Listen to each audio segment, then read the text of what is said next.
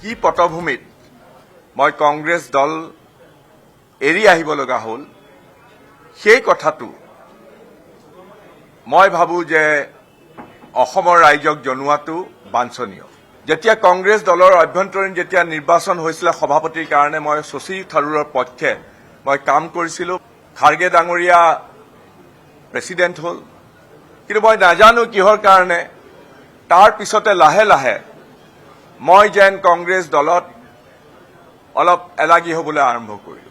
মোতকে জুনিয়ৰ সদস্যসকলক বেলেগ বেলেগ ৰাজ্যৰ স্ক্ৰিনিং কমিটিৰ মেম্বাৰ কৰিলে, ক'ৰবাত কংগ্ৰেছ ৱৰ্কিং কমিটিৰ মেম্বাৰ কৰিলে, কিন্তু মোৰ নাম সদায় উপেক্ষিত হৈ থাকিলে। গৌৰৱ গগৈ ডাঙৰীয়া যেতিয়া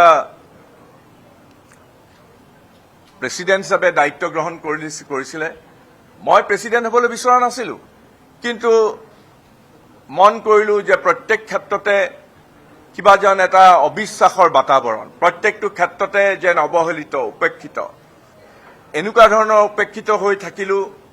কোনো ধৰণৰ কোনো সিদ্ধান্ত গ্ৰহণৰ প্ৰক্ৰিয়াটো আমাৰ কথা বিবেচনা কৰা নহয়। মই নগাঁৱৰ সাংসদ হৈ থকা অৱস্থাতে পঞ্চায়ত ইলেকশ্যনৰ কেম্পেইন কৰোঁতে মোৰ ওপৰত এটা ভীষণ আক্ৰমণ চলিছিলে। পুলিচে পিছত অনুসন্ধান কৰি যাক এৰেষ্ট কৰিলে, লাহৰীঘাট সমষ্টিৰ বিধায়কজনৰ, তেতিয়াৰ বিধায়কজনৰ অতি সুহৃদ, অতি নলেগলে লগা বিধায়কৰ ঘৰতে থকা এজন দুষ্কৃতিকাৰী। কেইবাবাৰো জেললৈ গৈছে, কেইবাবাৰো তেওঁ এৰেষ্ট হৈছে, তেওঁৰ বৰ নিকট সম্পৰ্ক। আৰু সেইটো কথা স্পষ্ট কৰি দিলে যে মোৰ দলৰে মানুহে মোৰ ওপৰত প্ৰাণঘাতী আক্ৰমণ কৰাইছিলে। আৰু এই কথা যেতিয়া মই কংগ্ৰেছ দলৰ নেতৃত্বক উনুকিয়ালো, সভাপতিক উনুকিয়ালো, সকলোৱে সেইটো অৱজ্ঞা কৰিলে। কোনেও মোৰ হৈ পেলাই এষাৰ মাত নামাতিলে।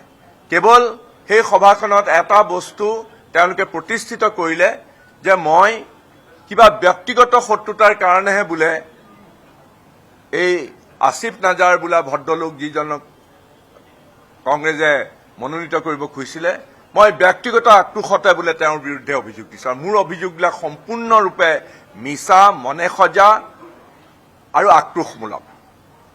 আৰু মই নিজক আত্মপক্ষ সমৰ্থনৰ কোনো ধৰণৰ সুবিধা নাপালো।